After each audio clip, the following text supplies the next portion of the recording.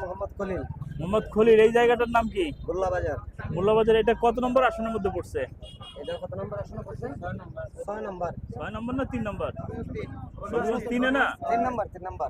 আপনি কি হবিগঞ্জের স্থানীয়? জি আপনি জানেন না আপনার এলাকাটা কয় নম্বরের? জি জি তো এখানে তো আপনি জানেন সামনে খুব তাড়াতাড়ি এই যে জাতীয় সংসদ নির্বাচন ফেব্রুয়ারি মাসে। জি। তো এই নির্বাচনের কেমন হাওয়া বইছে এদিকে? অনেক ভালো সারোয়ার প্রচুর- বাইটলে আমরা দোয়া করি। অনেক সারোয়ার আমরা সাহেবকে সবাই মিলিয়া মানে সারোয়ার ভোট সাহেব তো দিতাম।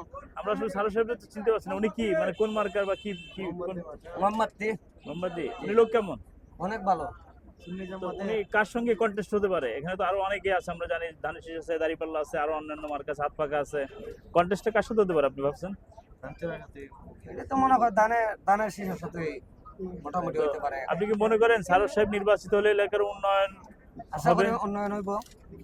লোক হিসাবে কেমন মনে করছেন? ভালো। আমরা তো আগের থেকেও জানি, এখনো জানি ভালো। আগে থেকে তাকে চিনতেন? হ্যাঁ চিনি। ধন্যবাদ আপনাকে।